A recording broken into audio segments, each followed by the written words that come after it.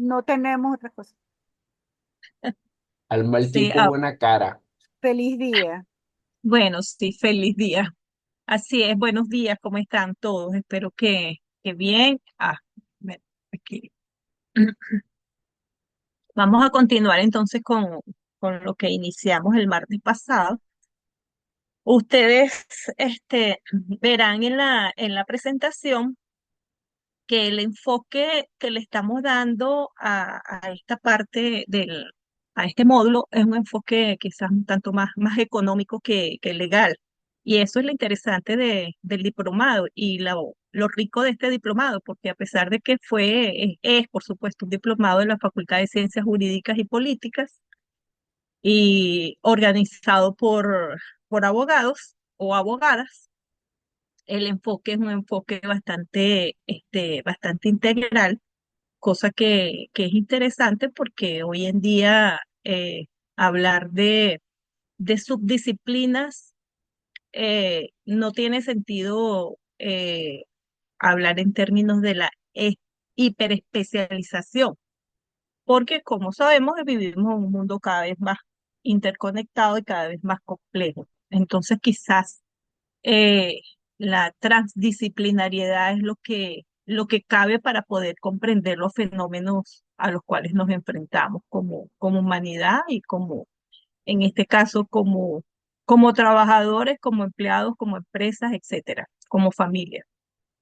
Entonces, voy a hacer un repaso un poco de algunos aspectos que trabajamos al final de la clase pasada, pero que nos permite anclar lo que va a ser el desarrollo de esta parte del módulo. Y una parte es eh, recordar el concepto que maneja Basilea en cuanto a lo que es el sistema integral de administración de riesgos.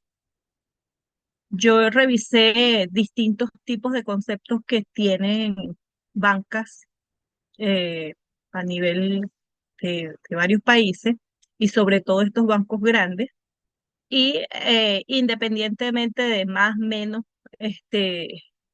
categorías, conceptos, en general la definición central es esta. Es la cultura o conjunto de procesos, políticas, procedimientos y acciones que se implementan para identificar, medir, monitorear, controlar, informar y revelar los distintos tipos de riesgos. Obvio que estamos hablando de riesgos financieros a los que se encuentra expuesta una empresa de tal manera que le permita minimizar pérdidas y maximizar oportunidades. En algunos bancos, algunos conceptos hablan de minimizar pérdidas y maximizar el valor de la empresa. Pero en este caso, creo que Basilea lo ubica en un rango un poco más general cuando habla de maximizar oportunidades, y eso es importante. Y fíjense que cuando se habla de la cultura o conjunto de procesos políticas, estamos hablando de la instalación de una institucionalidad. Y cuando hablamos de institucionalidad no es sillas, paredes, mesas, sino efectivamente lo esencial aquí es la cultura. Cómo el mundo que se ha ido cada vez más complejizando, más interactuando, donde la mirada debe ser una mirada o un enfoque cada vez más integral, la institucionalidad tiene un espacio muy importante y está asociado a hábitos, costumbres, cultura, que es fundamental. Por eso no es extraño cuando ellos hablan de la cultura, y eso es lo que efectivamente ha venido permeando en todas las instituciones a nivel mundial, pero sobre todo porque las crisis, y vamos a ver, después le voy a mostrar una lámina donde eh, ponemos allí las fechas inclusive de las grandes crisis económicas. Siempre se habla de crisis financiera. Ciertamente el epicentro de las crisis es el tema financiero, cuando hablamos de crisis que han sido sistémicas, ¿no? Siempre el epicentro es el sector financiero o ha sido el sector financiero. Fíjense, desde la crisis de los tulipanes en el siglo XV, XVI, en, en los Países Bajos, hasta ahora. El epicentro ha sido el sector financiero, pero realmente lo que ha afectado esa crisis es que ha expandido y se han convertido en crisis de carácter sistémica que afectan al todo el sistema eh, capitalista a nivel mundial. Entonces, el tema de la cultura, la institucionalidad relacionada con riesgo nos lleva a que todo entonces se analiza a través de lo que es el enfoque de riesgo. Y ustedes van a ver cómo leyes, normas, procedimientos, etcétera, todo tienen una mirada a partir de los riesgos y eso es fundamental.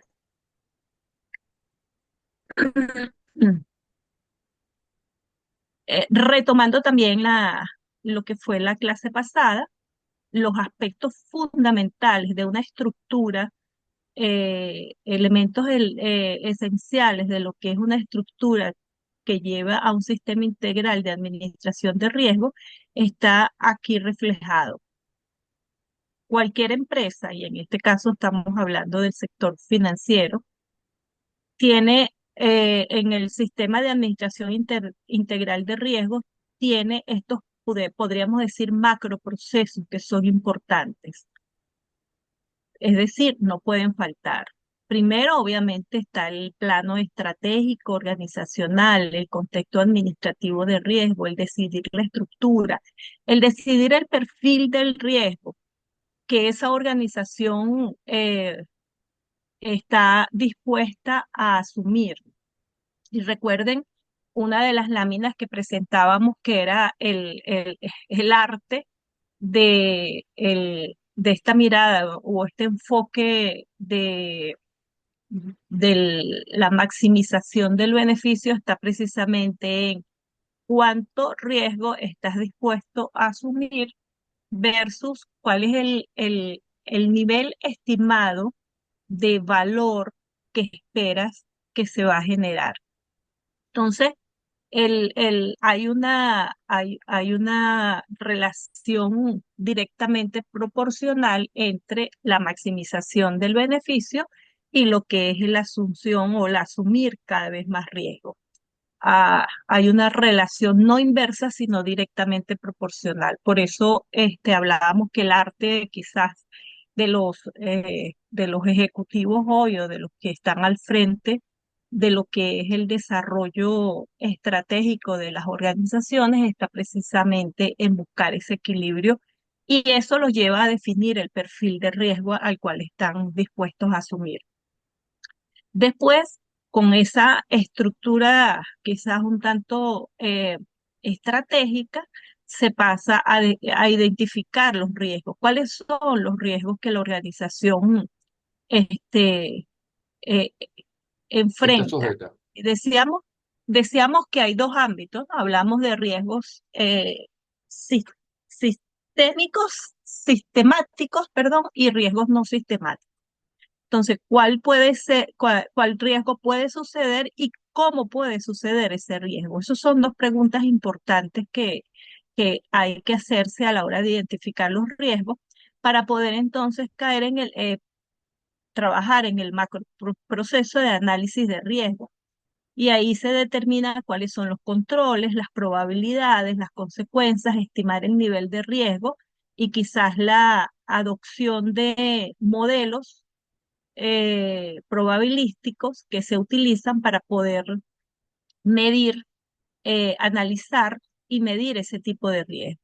Y después evaluar. En esa evaluación es comparar esos criterios que inicialmente se definen en el plano estratégico con el análisis y la identificación y análisis de los riesgos para poder establecer prioridades. Esas prioridades tienen que ver mucho también con las probabilidades de que el riesgo A, B, C ocurra y cuál sería el impacto posible que tendría ese tipo de riesgo.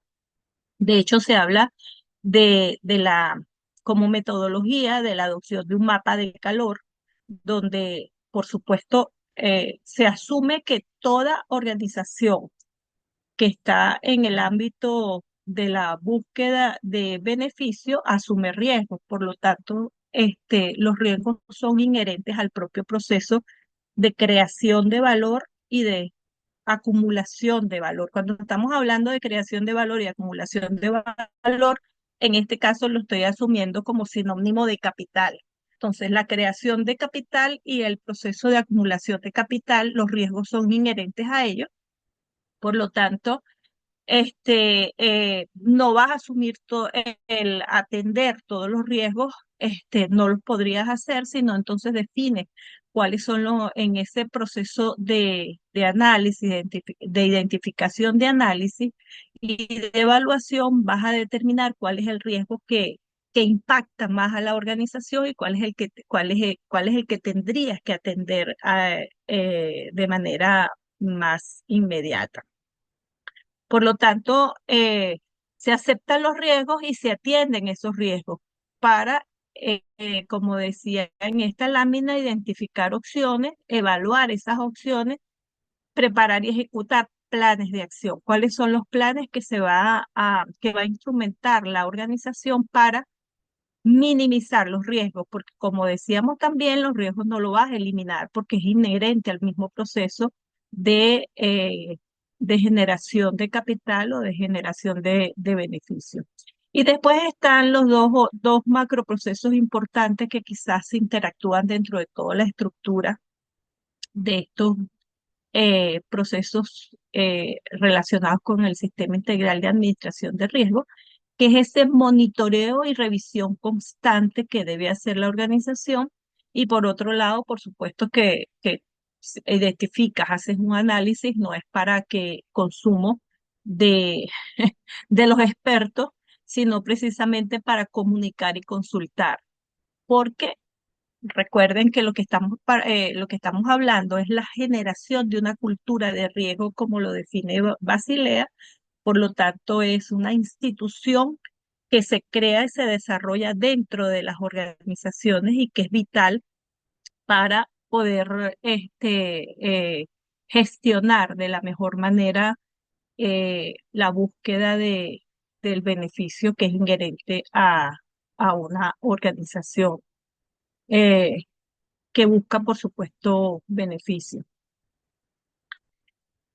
Entonces decíamos que en lo que estábamos revisando, decíamos que este proceso que cada vez ha ido avanzando y que se ha convertido en un hecho importante institucionalmente hablando, vital para la lógica de la reproducción del capital, está muy asociado a lo que ha sido la historia y decíamos que es innegable que vivimos en un mundo cada vez más interconectado, cada vez más complejo y complejo porque hay múltiples factores que interactúan a un mismo tiempo y en tiempos reales y en tiempo real y por lo tanto esto ha llevado un proceso de aprendizaje que está muy relacionado con las crisis, las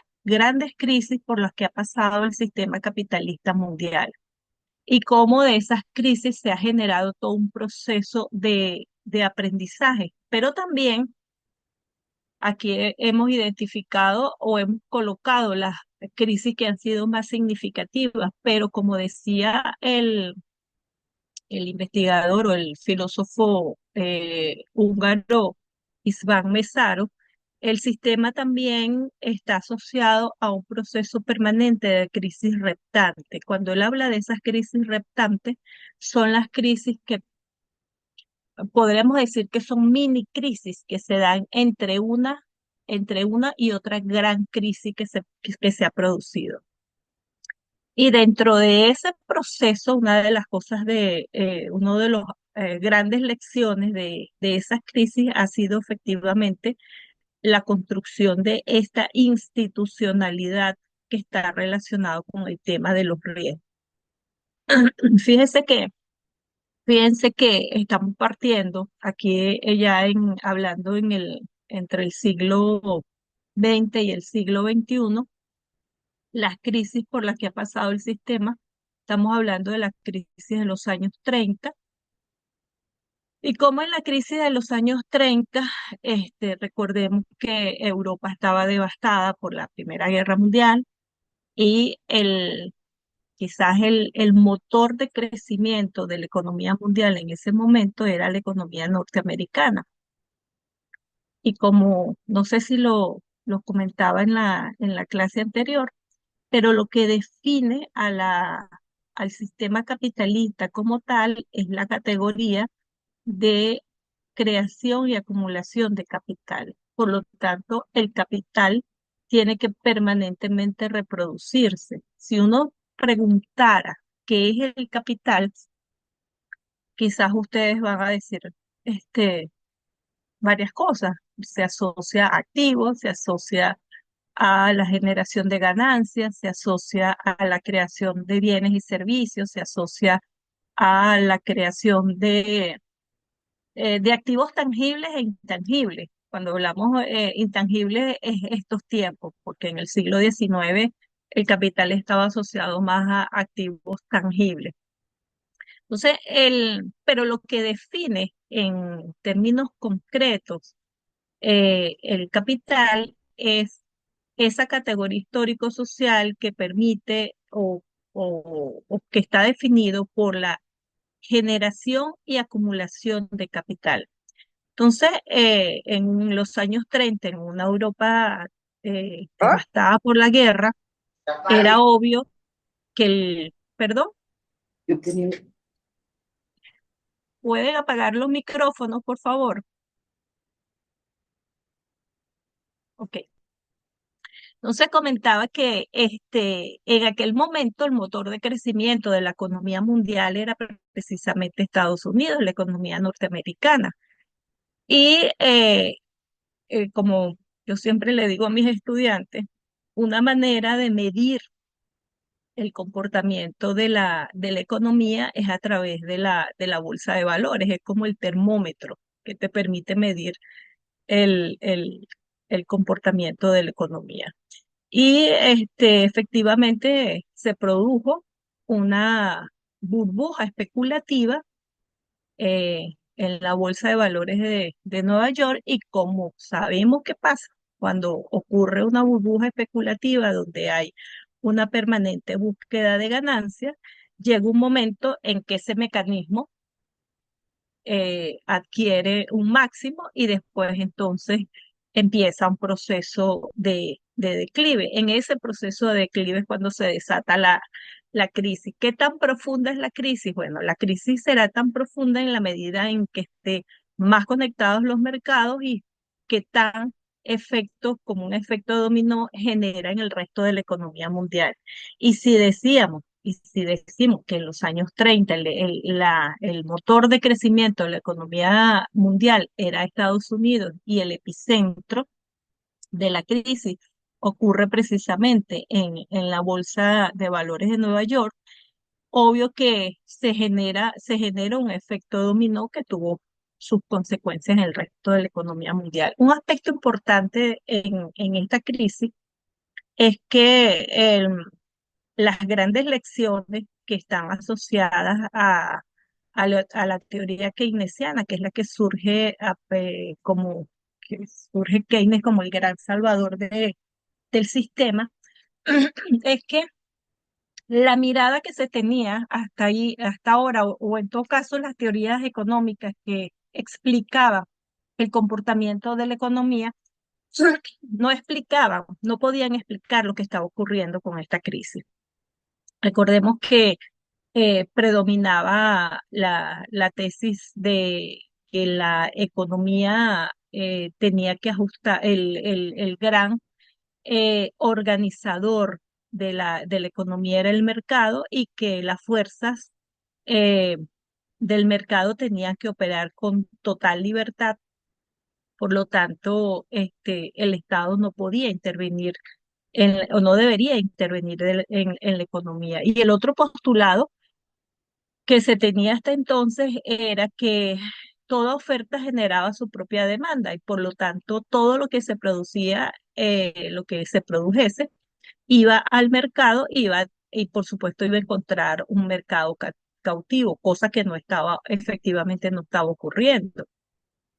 No toda oferta generaba su propia demanda.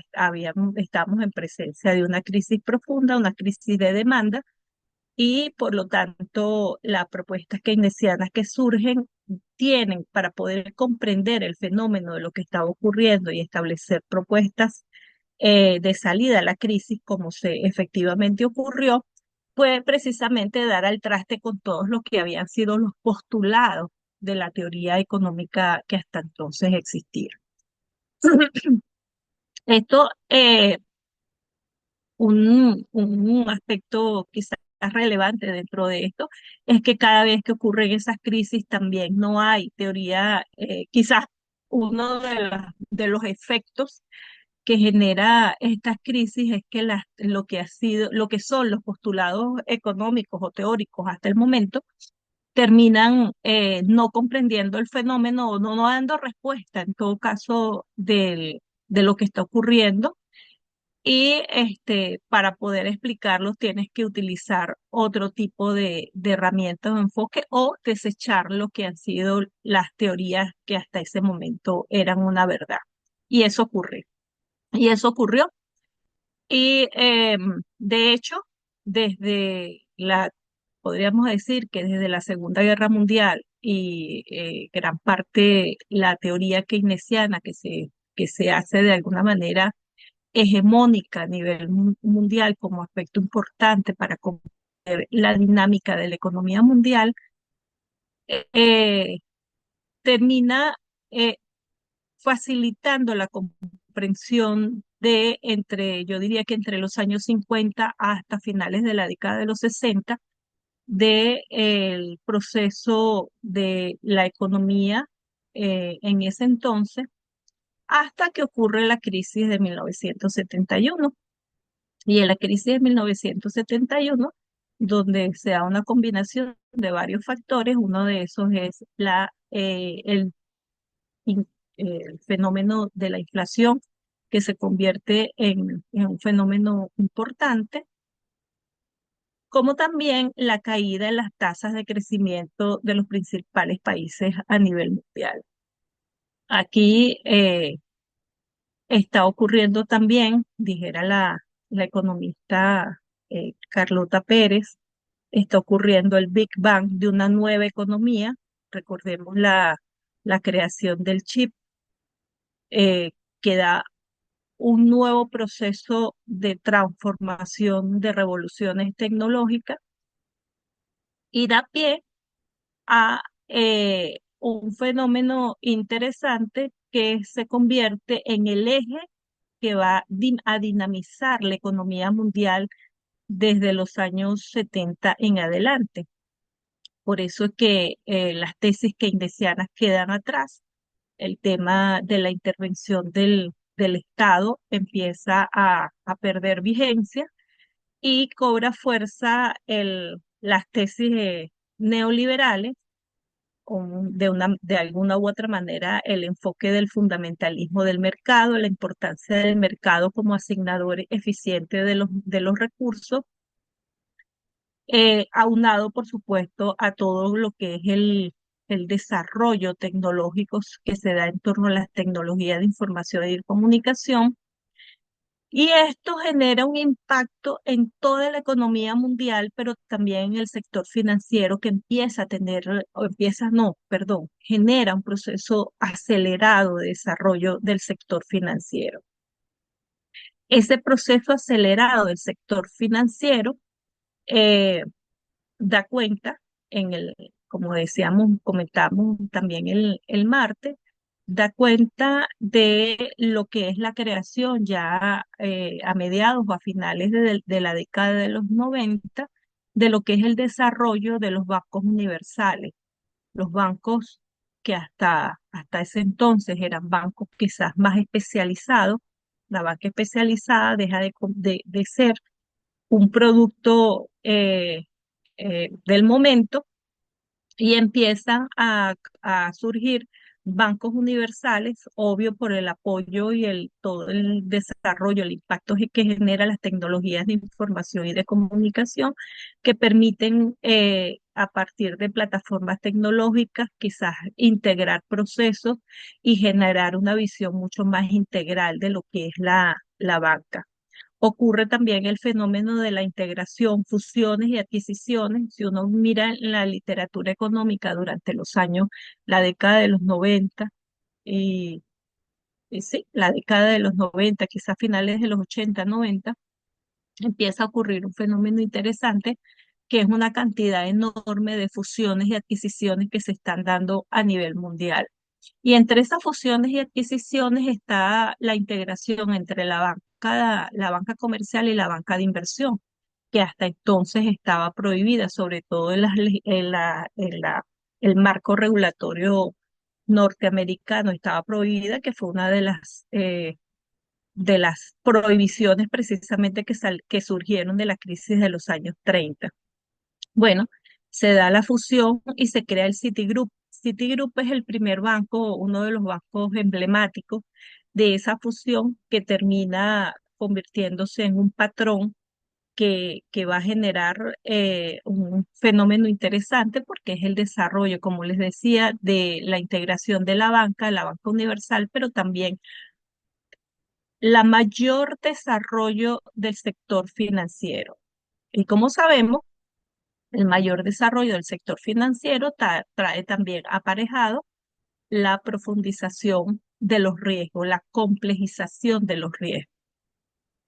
Fíjense que eh, aquí habla de esta crisis, quizás de la crisis del 71, estamos en Basilea I, ocurre la crisis de los tigres asiáticos en 1997, que está relacionado también con el sector financiero y la enorme cantidad de recursos financieros que están eh, entrando en los países, en estos países asiáticos que no tienen capacidad para metabolizar la cantidad enorme, ingente de recursos financieros que, que entran a estos países. Se produce la crisis de los tigres asiáticos en el año 97, después viene la crisis en el año 2000 de las .com, pero entre el 2000 y el 2004, pasando por lo que fue la caída de las Torres Gemelas en el año 2002,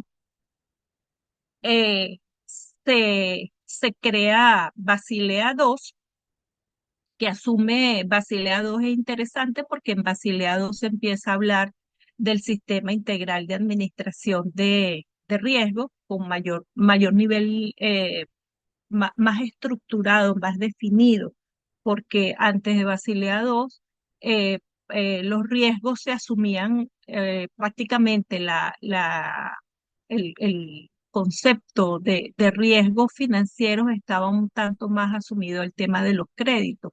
Y esto es interesante también por un fenómeno que está ocurriendo, y es que, como sabemos, la banca, el origen de la banca, es precisamente, es un ente que lo que hace es intermediación financiera, sobre todo el otorgamiento de créditos. Y cuando hablamos de créditos, muchos créditos asociados a lo que es la economía real, pero como está ocurriendo un fenómeno de muy acelerado, un proceso de transformación, la llegada de esa banca de inversión genera también un impacto significativo en lo que es la razón de ser de la propia banca como intermediario financiero. Por eso es que el sector financiero adquiere un peso significativo por encima de lo que es la dinámica de la economía, la propia economía real. Entonces decíamos que pasando después de lo que fueron las crisis de las .com, llegamos a la crisis del 2008. Otra vez volvemos al tema de que el epicentro de la crisis fue el sector financiero, pero como decíamos, independientemente de que el epicentro sea el sector financiero y en este caso el sector financiero bancario norteamericano, obvio que esta crisis en un mundo más globalizado, más interconectado, más complejo, genera un efecto dominó en todo el resto de la economía mundial. De hecho, hay quienes han estudiado el tema y dicen que la crisis del 2008 se gesta en los años 90, con todo el proceso de crecimiento, el impacto que está generando el desarrollo de las tecnologías de información y de comunicación y todo el desarrollo de la banca de inversión, aprovechando el desarrollo de las plataformas tecnológicas. Ok, estaba viendo la hora. Aprovechando todo el desarrollo de las plataformas tecnológicas, los productos financieros se tornan cada vez más complejos, eh, más innovadores, más creativos, pero también más riesgosos. Y eso fue lo que ocurrió precisamente en el 2008. Los bancos estaban llenos de recursos y como la lógica del capital nos dice que para que sea capital tiene que reproducirse y tiene que acumularse, ese dinero no podía quedarse en, en, en los bancos, ese es un dinero que tenía que reproducirse. Bueno, inventaron lo que son lo que se llamó posteriormente los activos tóxicos y se relajaron ciertas normas desde el punto de vista de los créditos. eh, Se otorgaron créditos de manera muy ligera, sin tener la estricta evaluación de crédito y de riesgo que se tendría que tener. Créditos que se otorgaron con garantías hipotecarias y créditos que se dieron de manera muy laxa y a personas que, en este caso a clientes que no tenían capacidad de pago o que su capacidad de pago era un tanto dudosa. Esto, por supuesto, lo empaquetaron, lo convirtieron en una especie de bola de nieve que fue a parar al sistema financiero, este, en este caso norteamericano, pero se expandió, como decía, se expandió a nivel mundial y que al final cuando se genera una burbuja especulativa y al final cuando esa burbuja especulativa estalla, obviamente se convierte como un efecto dominó que impacta negativamente el resto de la economía mundial. Por eso, de esa crisis del 2008 surge de alguna manera las lecciones aprendidas de esa crisis del 2008 están en Basilea III. Eh, en el interín han ocurrido mini crisis. Ciertamente han ocurrido mini crisis. Algunos los llaman correcciones del mercado. Cuando hablan de correcciones de mercado es que se generan especies de burbujas especulativas muy puntuales y posteriormente ocurre la baja y no han tenido efectos significativos. Quizás la última crisis un tanto que generó alarmas y alertas fue la del año pasado, en marzo del año pasado, el caso de la caída del Silicon Valley Bank, que se pensaba que iba a tener consecuencias de efectos negativos hacia la economía mundial. No fue así porque en cierta medida los reguladores actuaron de manera un tanto más diligente que lo que pasó en la crisis del 2008 o la gestación, en todo caso, en todo el proceso de gestación hasta el 2008 y de la crisis del 2008. Aquí se actuó quizás de una manera un tanto más diligente y fue una crisis que no se convirtió en una crisis de carácter sistémico, pero sí fue una crisis sectorial que fue controlada. Sin embargo, como les decía, el proceso de reproducción y de acumulación de capital lleva en su seno, y esto es parte de lo que quisiera que quedara dentro de este módulo, eh, como como un resultado importante, lleva en su seno procesos de creación de crisis de riesgo. Por lo tanto, el tema de riesgo como institución es un aspecto importante que hay que incorporar en todo lo que es la planificación de negocios y lo que son las estructuras organizativas en general.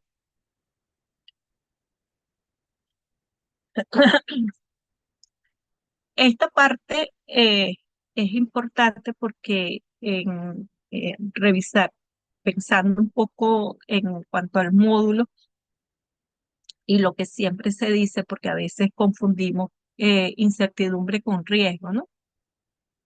Y resulta que hay una diferencia muy importante entre ambos.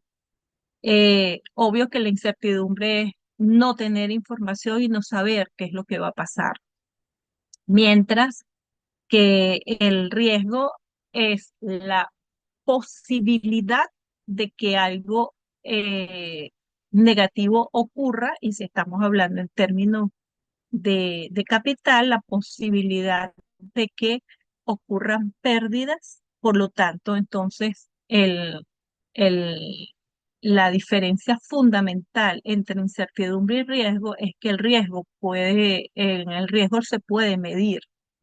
Hay una probabilidad, hay una medición y hay un control, que es lo que buscan hacer, construir las empresas, las organizaciones, para que esa situación de potencial riesgo al cual se enfrentan las empresas sean minimizados, sea controlado y sea minimizado.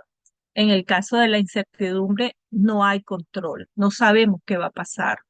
En el caso del riesgo, lo que buscamos es precisamente generar mayor nivel de precisión en cuanto a la información, afinar mejor los modelos y los mecanismos que nos permitan medir, cuantificar ese riesgo y establecer a partir de esos modelos que existen, que nos permiten medir, identificar, analizar y medir esos riesgos y poder cuantificarlo, poder establecer entonces planes de contingencia para evitar que, si bien ocurre el riesgo, no tenga un efecto, que el impacto de ese riesgo sobre la organización en todo caso sea mínimo. Entonces no estamos diciendo que no es que no exista riesgo, los riesgos siempre van a existir, pero sí es importante la diferencia entre incertidumbre y riesgo, porque en el riesgo sí podemos de alguna manera controlarlo, minimizarlo. Y para eso entonces está toda la teoría que ha surgido, se ha profundizado, se ha mejorado los mecanismos y se ha llevado a un mayor nivel de cultura en cuanto a lo que es la, la adopción y la conciencia de los riesgos a los cuales están sometidas las organizaciones. En ese sentido, y aterrizando un poco al caso nuestro, caso venezolano, eh, hay un aspecto interesante en el caso de lo que es la legislación o el marco jurídico venezolano y las normas. Fíjense, Venezuela yo diría que desde el siglo XIX, ha tenido una de las ventajas que ha tenido Venezuela, digo ventaja en términos del sector bancario, es que en Venezuela se han instalado instituciones financieras, bancarias, hablo desde el siglo XIX, eh, de países de economías capitalistas maduras. Y eso, de alguna manera, ha permitido que nuestro caso, en nuestro país, se tenga en todo caso las mejores prácticas que se hacen a nivel del sistema bancario mundial, la hayamos tenido, la tengamos nosotros aquí como experiencia. Y lo digo desde el siglo XIX, que se instalaron bancos de Inglaterra, por ejemplo, pasando por todo lo que fue el desarrollo del boom petrolero, donde tuvimos bancos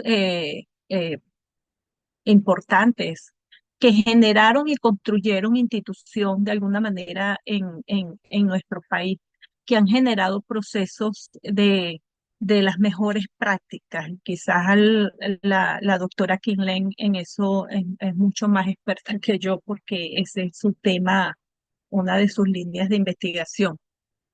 Pero esto lo digo porque efectivamente, si uno mira todo el marco jurídico venezolano relacionado con el tema del sector bancario y lo que es ahora todo lo que tiene que ver con, y eso lo va a explicar el profesor que me sigue en el módulo 6, todo lo que tiene que ver con el tema de la legitimación de capitales, con lo que es todo lo que tiene que ver con el financiamiento al terrorismo y al financiamiento a las armas de destrucción masivas, la vinculación o, en todo caso, formar parte de Venezuela de organismos internacionales, pero también en las propias normas que ha implementado la SUDEBAN y las leyes que se han aprobado. Si uno ve todo el andamiaje jurídico en el caso venezolano relacionado con el tema concretamente de riesgo y lo que ha sido el desarrollo del sector bancario, uno puede decir que efectivamente en Venezuela no hay carencia de normas que sean el resultado de las mejores prácticas. Y eso lo vamos a ver en un rato. De hecho, yo, una de las cosas que les voy a poner en el aula virtual es una matriz que hice donde pueden ver todo lo que han sido, en el caso de riesgo, todo lo que han sido las normas que han surgido, eh, que ha establecido la SUDEBAN, el objetivo, cuando surgieron esas normas, la fecha, por supuesto, el objetivo que tiene cada una de esas normas y tienen allí un plus que es la página, les copié la página web de donde la pueden ir directamente buscar, ¿no? Es una matriz que les voy a poner en el aula virtual para que lo tengan, pero también, y a eso voy en este caso, de dos normas o de dos resoluciones que son sumamente importantes. Uno es la resolución 136.3 del 29 de mayo del 2003. Fíjense ustedes que esta resolución es previo a Basilea 2004, perdón, Basilea 2002, que sale en el 2004. Pero fíjense ustedes que esta resolución 136.03, que está vigente, por cierto, en esta resolución se crea el Sistema Integral de Administración de Riesgos en términos generales.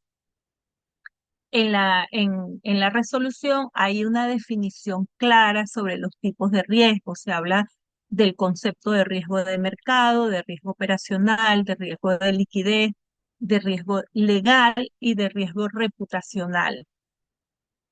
En la misma resolución se define una propuesta metodológica. Si uno la revisa, es bastante interesante porque está de una vez la propuesta metodológica para lo que es la identificación, medir y controlar los riesgos, pero además en la misma resolución se plantea cuáles son los tipos de manuales que las organizaciones, en este caso bancarias, deben tener.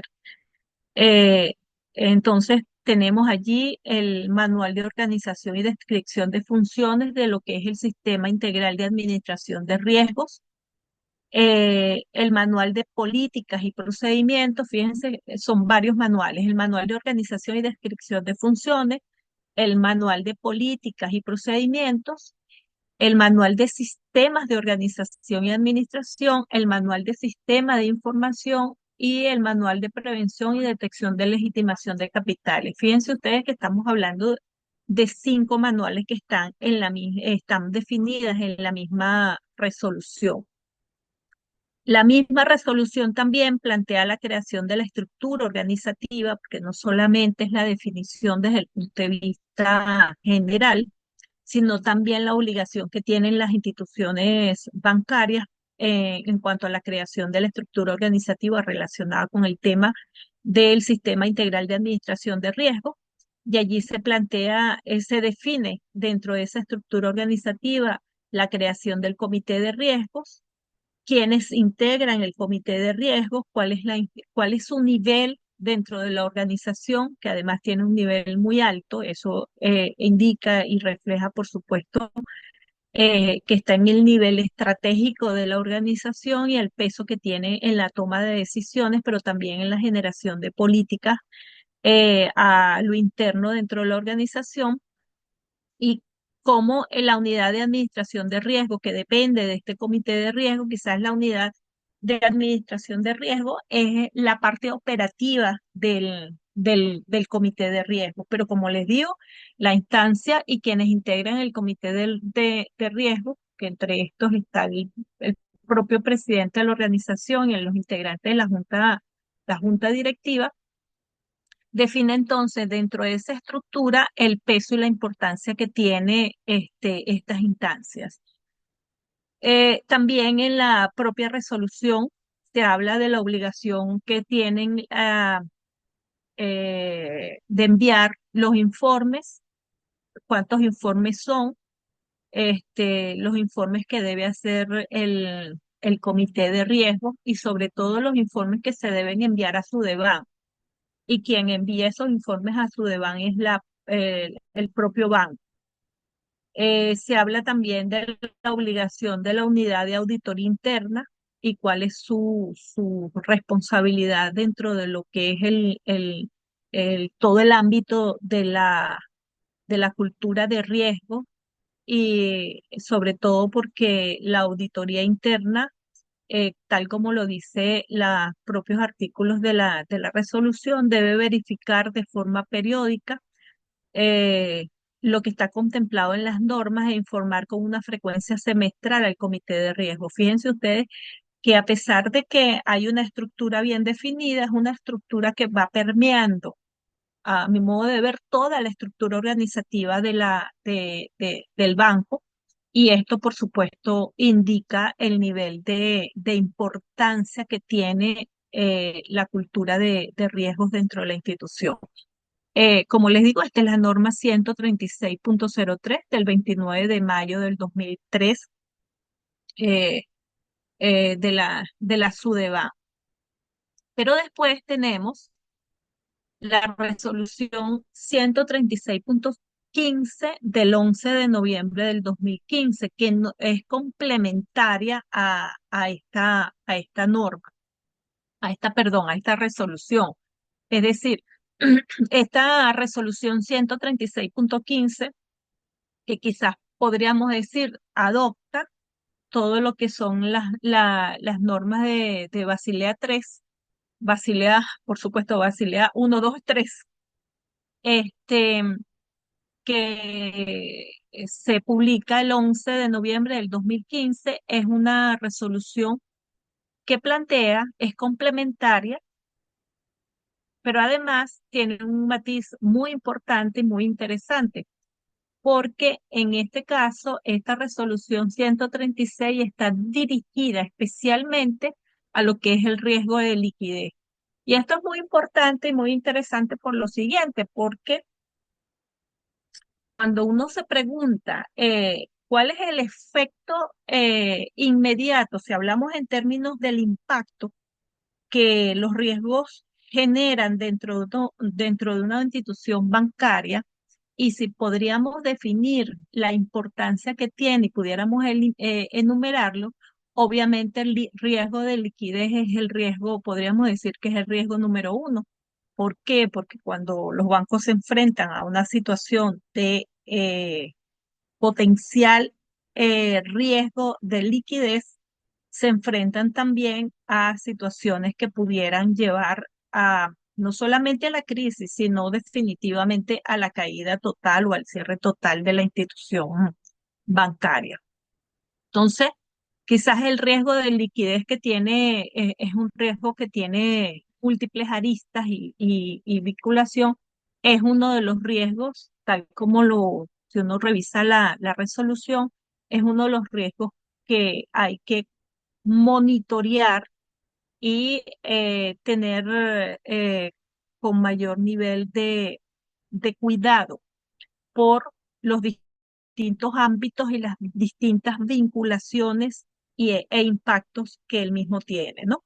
Tiene un conjunto de factores que lo afectan, que están relacionados obviamente con la razón de ser de la institución bancaria, es inherente a la razón de ser de la institución bancaria, pero también genera un impacto de tal magnitud que podría eh, generar una crisis profunda. Entonces, en esta resolución, que como decía es una resolución complementaria, o no, yo no diría complementaria, sino que es especializada en riesgo de liquidez, hay algunos aspectos importantes, aquí está que se los quería comentar. Uno es que se le da importancia, por supuesto, al sistema integral de administración de riesgos, el tema de riesgo de mercado. Hay una definición clara sobre los tipos de riesgos. En este caso de esta resolución 136.5, hay una definición clara en cuanto a los riesgos de crédito, el riesgo operacional, el riesgo de mercado y riesgo de liquidez.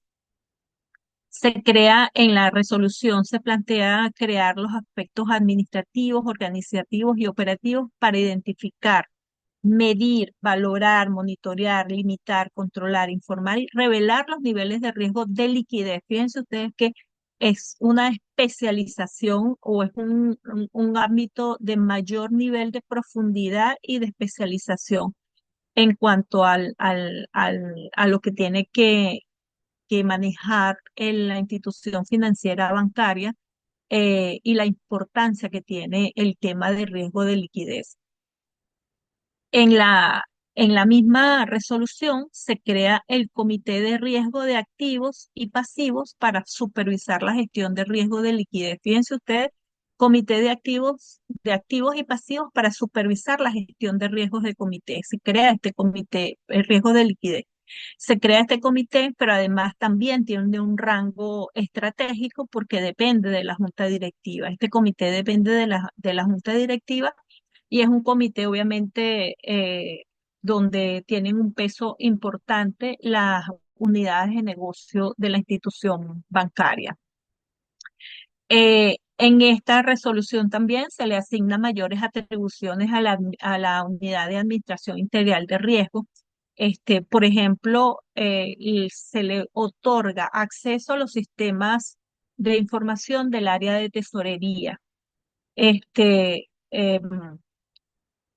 Tiene mayores atribuciones la unidad de administración integral de riesgo. Eh, y también define una propuesta metodológica en la propia resolución, define una propuesta metodológica centrada en los riesgos de liquidez, creando alertas tempranas para la unidad de administración integral de riesgo, la cual, fíjense ustedes que expresamente le da un mandato a esta unidad de administración integral de riesgos que debe crear grupos especializados relacionados con los riesgos de liquidez. Es decir, se puede organizar basado en los distintos tipos de riesgo, es cierto, pero aquí hay un mandato expreso que habla de grupos que tienen que ver con riesgos de liquidez. Y, por supuesto, le da otro mandato, que es la creación de manuales específicos relacionados con riesgo de liquidez y plantea una metodología. En esa metodología hay unas siglas, este, que tal como están allí escritas. Em, Estas siglas tienen que ver con,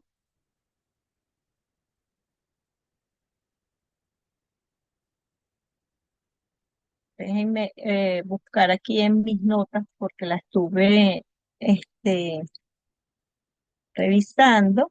Es una resolución que personalmente yo no había visto una resolución de la Sudeban con tal nivel de detalles, ¿no?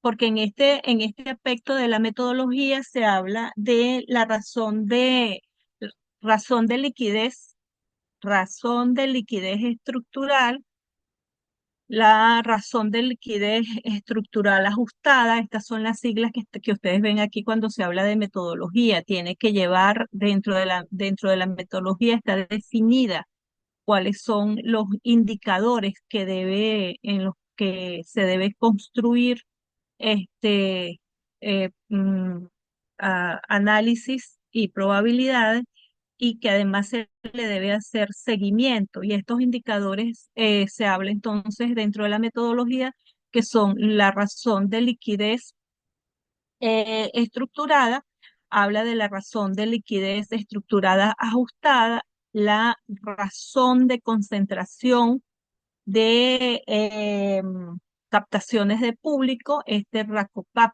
que se ve aquí en amarillo, y el gap, que es la brecha eh, entre el flujo de caja por recibir y el flujo de caja por pagar.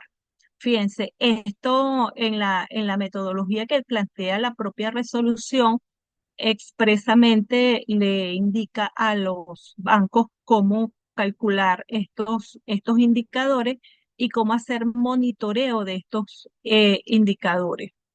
Eso está en los artículos quinto, el artículo 15 y artículo 16, que habla de los activos líquidos y pasivos de vencimiento inmediato. Hay todo un desarrollo este, eh, bastante detallado, a mi modo de ver, bastante detallado de lo que es la metodología que se debe seguir, cómo se debe calcular estos indicadores, cómo estos indicadores deben ser objeto de todo lo que es el monitoreo permanente que deben llevar las instituciones bancarias en cuanto al tema de análisis y seguimiento de los riesgos de liquidez, y plantea que ante situaciones de potenciales, mayores potenciales de riesgo de liquidez, la institución bancaria debe elaborar planes de contingencia de liquidez, y cuáles deben ser un poco las estructuras, las características de estos planes de contingencia de liquidez. Y también plantea la propia resolución 136.15, la responsabilidad de la unidad de auditoría interna con respecto a la administración de riesgos de liquidez. Fíjense ustedes que todo está relacionado con los riesgos de liquidez, incorporar en su programa de auditoría y la verificación de los procedimientos. Es decir, si si es por falta de normas que caemos, en el caso nuestro, si se genera una crisis, no es por falta de normas. Aunque yo me reservo algunos comentarios con respecto a esto en el caso del sistema financiero bancario venezolano. Bueno, en términos generales, esas diría yo que son las dos normas, las resoluciones, en todo caso, importantes, vitales en el caso de las instituciones financieras bancarias venezolanas. De verdad que, a mi modo de ver, describen muy bien y contribuyen bastante a, a generar, a construir procesos que eviten situaciones de crisis bancaria. Ahora, un poco para ir cerrando, ¿cuáles serían las lecturas recomendadas? Eso lo vamos a poner en el aula virtual. Eh, Creo que la doctora Kinlain ya lo hizo, les puso la resolución 136, la resolución 136.15. Yo estaba buscando, yo recomendaría, por ejemplo, en el caso nuestro, en el caso venezolano, lo que es el libro del profesor Alejandro Cáribas, que es la mini crisis financiera del 2009-2010, una aproximación a su origen, desarrollo y consecuencias. Pienso que es un documento, un material interesante para aprender, sobre todo para ver qué pasó y poder tener una perspectiva crítica de lo que ha sido esa crisis de esos años. Em, no es la competencia de este módulo, pero en todo caso la revisión de la página del Grupo de Acción Financiera del Caribe, ese es un tema que ustedes van a abordar la próxima semana en el módulo 6. Eh, y sobre todo en el caso de esta página del GAFIC, esto también va a estar disponible en el aula virtual para que puedan tomar la dirección de correo electrónico. Ahí hay unos casos, me parece importante revisar los casos del 2024, casos recientes del grupo de riesgos, tendencias y todo lo que tiene que ver con lecciones aprendidas de lo que ha ocurrido en los últimos tiempos. Esto nos ayuda a tener una comprensión de cómo están pensando el resto de los países que están integrando este organismo del cual Venezuela forma parte y que ayuda de alguna manera a ver cuáles son las tendencias que se están dando en otras partes del mundo. Hay una sistematización en todo caso de lecciones aprendidas y de casos concretos. Y para nuestra tarea, porque me dijeron que ustedes tenían que hacer una tarea, yo no lo voy a atiborrar de tarea, por supuesto, no tiene sentido, tampoco es el enfoque del diplomado. Eh, para nuestra tarea, y que va a estar también, como les decía, disponible en la página del aula virtual, aquí tienen dos casos. Fíjense, la tarea está relacionada con hacer un análisis de un máximo 4 cuartillas. Yo diría por grupo, yo no sé si ustedes están organizados por grupo, digo por grupo porque genera un debate mucho más rico, eh, porque como sabemos el análisis de lo que han sido, eh, sobre todo estas sugerencias que estamos haciendo de dos casos concretos, cuando uno mira, lo hace por grupo y lo discute por grupo, es mucho más enriquecedor. Entonces, ¿cuál es la tarea? La tarea es un análisis de máximo 4 cuartillas por grupo, después me dirán si están organizados en grupo, tratando de identificar los riesgos que asumieron estos bancos. ¿De cuáles bancos estamos hablando? Uno es la caída financiera del 2008 del caso de Lehman Brothers y la crisis de Grecia. Hay una página, aquí está la página que está de una vez la dirección de correo electrónico de la página de lo que fue es un video, es un documental en todo caso. Yo los invito a que lo vean para que puedan hacer y además analizar, dependiendo de los tipos de riesgo a los cuales se enfrentan las instituciones financieras, analizar cuáles fueron los riesgos que asumió este banco y nos da una comprensión más clara de la crisis del 2008, la crisis financiera del 2008. Y en segundo lugar, puse dos y tres, pero en todo caso es uno y dos. Está el caso del Deutsche Bank, es también un documental. Yo les mm, pongo aquí la dirección de correo electrónico, es un documental del, del Deutsche Welle. Es interesante ver qué pasó con este banco, cuál es la situación de este banco, cuándo se originó y por qué se originó la crisis en este banco, qué fue lo que este banco hizo y la pregunta es, ¿cuáles fueron los riesgos que, que asumieron y por qué asumieron esos riesgos que los llevó a una situación de crisis en estos bancos?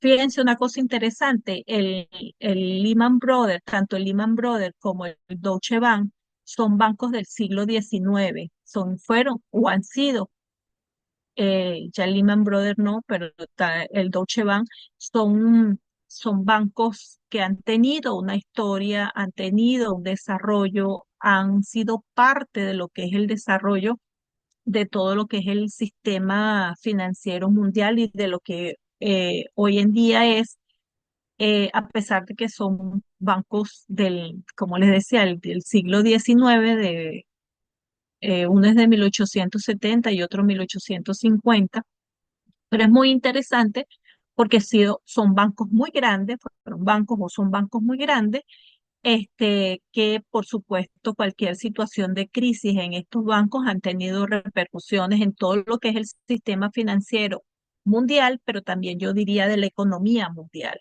Entonces, esas serían las dos tareas que harían. Ahora sí me gustaría escucharlos para saber si están organizados en grupos, qué les parece la actividad, y bueno, ponernos de acuerdo cuándo podrían entregarlo.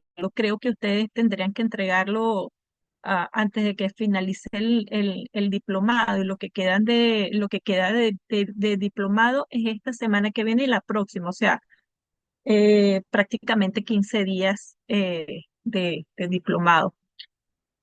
Bueno, yo diría dejarlo hasta aquí para escucharlos. En primer lugar, escuchar comentarios, observaciones, críticas, y en segundo lugar, que podamos comentar sobre las tareas, qué le parece, si es factible, si es posible y si están organizados en grupo.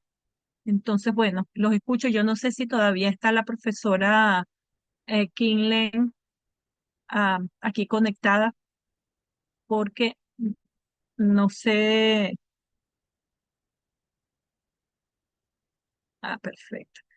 Veo que hay unos comentarios en el chat, disculpen, pero no los había visto. Hola, Oli, sí estoy aquí porque estoy Ah, grabando. qué bien, gracias. Ajá. No los ves los comentarios? Ah, los comencé a ver, ahora sí. Ah, ok. Dice, ¿cómo debemos interpretar correctamente la maximización de oportunidades? Bueno, eso también es un abanico, es un gran paraguas que tiene que ver con todas las posibilidades que tendría la institución financiera, en términos de el sector en el cual se está desenvolviendo y los procesos de innovación tecnológica y de cambio muy acelerados que estamos viviendo. Fíjense, un tema que me imagino eh, que, que todo el mundo lo está asimilando y lo está metabolizando tiene que ver con la inteligencia artificial. ¿Qué tanto la inteligencia artificial impactará o está impactando al sector financiero en términos generales? Yo diría que ciertamente la inteligencia artificial está generando un impacto brutal en todos los procesos, en términos de la economía, pero también está generando muchos riesgos. Entonces, es obvio cómo ir maximizando todas esas oportunidades, pero también metabolizándolas en términos de riesgo. Aquí dice, Hay otra pregunta. hay elementos apreciables que nos permitan determinar la toxicidad de un activo cuya incidencia nos permite asimilar o metabolizar ese elemento ante una eventual crisis. Wow. Sí, esa es una pregunta bien interesante porque, porque eso es así como el santo grial, ¿no? Si tú encuentras una única respuesta a eso, por supuesto, a lo mejor superarás a Elon Musk en cuanto a la riqueza que tiene, porque ese es el gran dilema al cual se enfrentan las organizaciones. Y para eso, el único camino que queda para eso es precisamente el tema de las capacidades y el talento humano. En la medida que se generen procesos de aprendizaje, de conocimiento, y que las organizaciones estén, como decían, las organizaciones inteligentes estén monitoreando permanentemente su entorno y metabolizando los aprendizajes de ese entorno. Y eso no es casual, o sea, eso no lo hacen las normas, no lo hacen las paredes, la silla, lo hace la gente, en la medida también que tengas un talento humano muy calificado, te permite precisamente eso. Ese es un desafío, pero también es parte de lo que tiene que ver con las exigencias en términos de comprensión y desarrollo de conocimiento que está asociado a todo esto.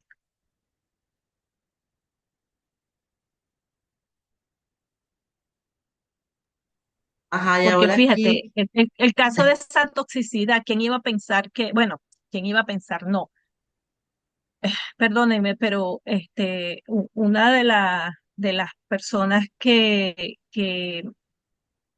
al cual se le atribuye que es responsable de la crisis del 2008 es al que fue presidente de la Reserva Federal, el señor Alan Greenspan, que de hecho él después escribió un libro para poder re- explicar lo que ha sido su vida. Pero hay elementos que pudiera uno decir son obvios que van a ocurrir.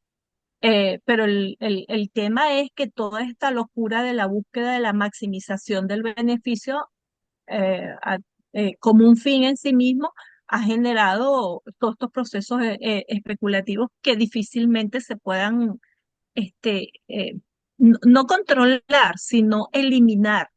Y yo creo que la inteligencia artificial en cierta forma, en las narrativas que se construye van también contribuyendo a esa búsqueda de la maximización de la ganancia, que al final irremediablemente generan esas burbujas especulativas al cual está sometida el propio sistema capitalista mundial.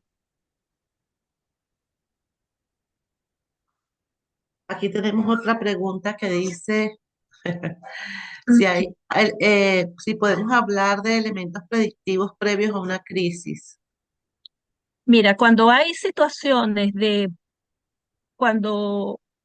un proceso, yo diría que cuando hay un proceso muy acelerado de crecimiento en ciertos activos y el mercado lo sabe, y el mercado lo sabe y digo el mercado en términos de los agentes económicos, se está generando una burbuja especulativa, va a venir un máximo y en algún momento van a empezar a caer. Entonces, el asunto es como una vez me preguntó un estudiante, que por cierto, eh, un estudiante, estamos hablando de un estudiante de pregrado, yo creo que este estudiante no tendría más de 20 años, 21.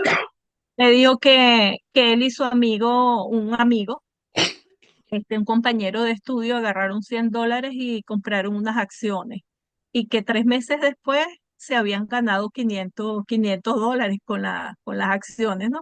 Y entonces él me pregunta que cómo sabe él en qué momento, cuando la acción está subiendo, porque se genera esa euforia. Ustedes ven a un inversionista de la bolsa y es el mismo comportamiento de una persona que está en un casino, igualito, es el mismo perfil. Entonces él me dice, ¿en qué momento, profesora, yo sé que me debo salir del mercado y vender? Yo le digo, cuando tú descubras eso, lograrás resolver el mercado y te harás muy famoso. O sea, sí, hay elementos que, por supuesto, que te indican, se está gestando una burbuja especulativa, pero ¿en qué momento te debes salir? No sé, creo que ahí depende de los modelos que se han construido, que se han ido perfeccionando, por cierto, y que la gente entonces establece para eso lo que se llama un mapa de calor. En algún momento tú dices, y ahí está el perfil también de riesgo que tú vas a asumir. Yo voy a asumir un perfil de riesgo y estoy dispuesto a perder hasta tanto por ciento de la inversión. Cuando llegue a ese nivel, entonces me salgo. Ahí es donde está el perfil de riesgo que cada quien deba construir. Profe, Ajá. una pregunta con relación a esa pregunta que se ha hecho de que si podemos hablar de elementos predictivos previos a una crisis. Voy a volver a recordar el caso del ataque a las Torres Gemelas, donde ahí el riesgo era completamente predictivo y Alan Greenspan asume como respuesta al riesgo que se veía iba a materializarse, él da como solución mantener el consumo como respuesta a ese evento. ¿Cómo después aparece el mismo Alan Greenspan como responsable de la crisis del 2008? Sí, fíjate, eso que tú estás diciendo es muy interesante porque fíjate, el motor de crecimiento de la economía norteamericana es el consumo, el alto consumo que tienen los agentes económicos.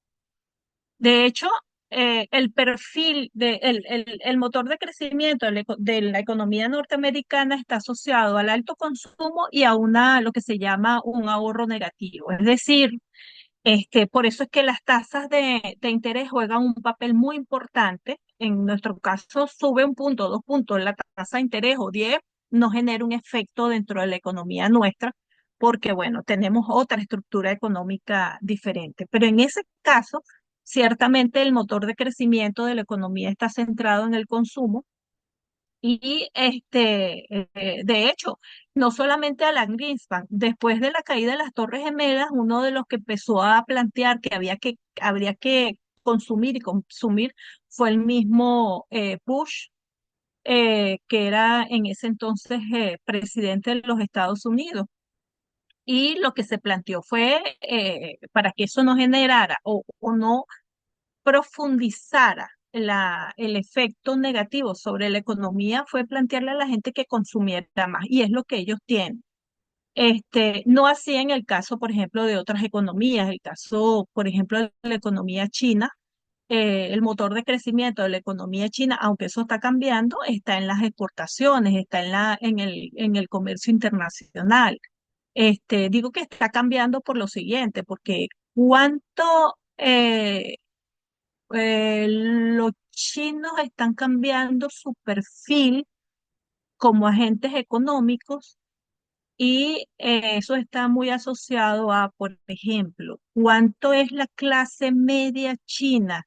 La clase media china está ubicada más o menos en 600 millones de personas. Imagínense ustedes que esto casi que redobla, podríamos decir, lo que es la cantidad de habitantes que tiene un país como Estados Unidos, el doble. Y obviamente se está generando un proceso de migración interna y ellos están apostando sus planes a el consumo interno. Quizás sea el motor de crecimiento de la economía china, este, eh, los planes que tienen, será su consumo interno.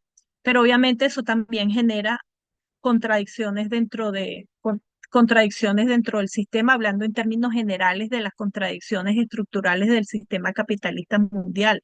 Por ejemplo, el tema naturaleza versus capital, por ejemplo.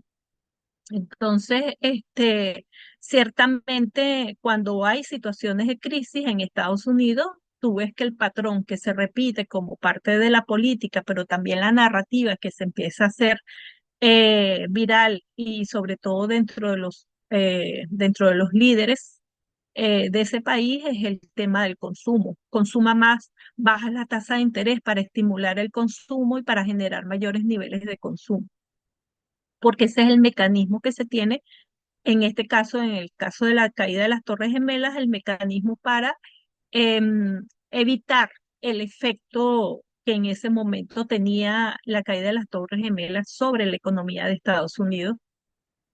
Y, y esa fue es la política que ellos siempre adoptan, ¿no? Ok, No sé muchas si, gracias, profe. no sé. en el caso de China, que usted acaba de mencionar, ellos teniendo una población de 1.300 millones de habitantes, este, tal vez eh, si aumentara China su propio nivel de vida interno, usted acaba de mencionar cerca de 600 millones de personas. Esto es mucho más de lo que tiene Europa, mucho más de lo que tiene los Estados Unidos. Y Sí. creo que casi igual que lo que tiene Europa y los Estados Unidos. Entonces, China, sin invadir los mercados internacionales como lo ha hecho agresivamente, y ya acabamos de ver el evento del BRICS, sería suficiente mercado para China dotar al chino de poder adquisitivo eh, que le permitiera abordar todo lo que produce China, o sea, no tendría necesidad de invadir ningún otro mercado. ¿Qué piensa usted de ese razonamiento? Lo que pasa es que la autarquía, la economía autárquica no funciona. Yo creo que ellos también tienen muchas necesidades de materia prima. Y yo creo que también que, no, aunque ellos estén apostando, yo creo que ellos van a apostar a combinar entre el comercio exterior versus el consumo interno. Ellos van a una economía quizás este, equilibrando, buscando un equilibrio entre lo que es el motor de crecimiento exterior y el consumo interno, que no es el caso, por ejemplo, de quizás de Estados Unidos, aunque si el señor Trump gana las elecciones, él está hablando de hacer América nuevamente grande, ¿no? No sé si eso sea posible. Este, porque muchas empresas se han deslocalizado, está fuera de Estados Unidos, y es un fenómeno que ocurre desde hace muchísimos años. Este, pero en todo caso, yo no creo que la mirada sobre la economía mundial será una mirada donde cada país busque independientemente su crecimiento económico, porque al final el mundo es un sistema, es el sistema capitalista mundial, y lo que haga o no deje de hacer estos países que tienen un peso importante en la geopolítica mundial tiene consecuencias para ellos, pero también para el resto del mundo, que también a ellos los afecta. O sea, todo esto está, y aunque no se quiera, está interrelacionado. Y yo no me quiero imaginar, pero fíjese, cuánto consumo de petróleo tiene China en estos momentos. 16 millones de barriles diarios de petróleo. ¿Cuánto consume Estados Unidos? Cerca de 20 millones de barriles diarios de petróleo. ¿Ustedes se imaginan un país con una clase media de 600 millones de personas que adopte la cultura del consumo que tiene Estados Unidos? ¿Cuántos barriles de petróleo van a consumir? ¿Y qué efectos va a tener eso sobre el planeta, sobre el cambio climático, que al final nos afecta a todos? Eh, eh, eh, es como que absurdo, ¿no? Pero bueno, esa parte de las contradicciones a mi modo de ver, como dicen muchos, las contradicciones estructurales del sistema. Y lo otro es que el hecho de que un país tenga crecimiento económico, eso no significa que tenga bienestar social. Esa es otra de las contradicciones. No todo crecimiento económico significa bienestar social. Y la economía en todo caso debe buscar el bienestar de la gente, no puede ser la acumulación de capital como un fin en sí mismo, que es lo que es el patrón que hemos visto durante todos estos tiempos. Y lo digo porque vean el caso de la India, que es uno de los países que más crecimiento económico tiene, y vean las condiciones en general en que vive la población. Este, bueno, eso es parte de las cosas que hay que verlo dentro de un mundo, como decía, complejo e interconectado. Muchas Bueno, gracias, profe, doctor. rapidito, aquí dice la resolución 13615 no contempla el riesgo reputacional y bueno, le dicen que no están organizados para trabajar en grupos. Y la última No, pregunta. ¿Ah? no contempla el riesgo reputacional. La resolución 13615 está focalizado en el tema de riesgo de liquidez. Ajá, y hay una que dice, cuando la funcionalidad de la unidad de administración de riesgos permea toda la estructura organizativa, podemos decir que se va instalando en cada nivel estructural una cerradura para el control de esas compuertas organizacionales y para asumir y controlar los efectos de la materialización de esos riesgos.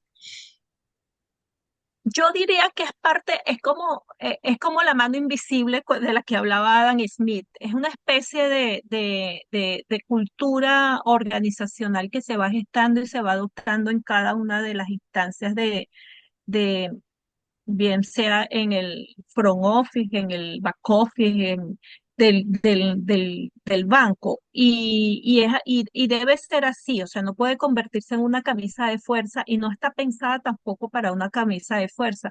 Por eso es que hay que prestarle atención mucho a las palabras. Cuando Basilea habla de la cultura es precisamente adoptar la visión o el enfoque de riesgo que es lo que te va a permitir evaluar todo a partir de allí, Marta de terminó la esa tarea. mirada. Ah, y con respecto a la tarea, ¿cómo vamos a hacer? Una pregunta, profe, con respecto a la Ajá, tarea. ajá. Nosotros en la misma tenemos que resolver los dos casos, tanto el caso de Grecia como el caso del Deutsche Bank. No, yo diría que quizás lo mejor y más enriquecedor, bueno, yo se los diría, si resuelven uno, yo le invitaría para que no tengan que resolverlo para una tarea, pero yo sí los invitaría para que lo vean a futuro, porque creo que son documentales que nos muestran una realidad súper interesante. Este, pero se los dejo a su criterio, escojan el que ustedes consideren que les parece más interesante. Ok, Bueno, profesora, gracias. muchísimas gracias por la sesión de hoy. Muchísimas gracias a todos los que Gracias asistieron. a Bueno, nos ustedes. vemos en la clase del martes. Que tengan un feliz Muchísimas fin gracias. de semana a todos. Igualmente, gracias a ustedes. Gracias, feliz día Hasta para luego. todos. Muchas gracias. Feliz fin de semana.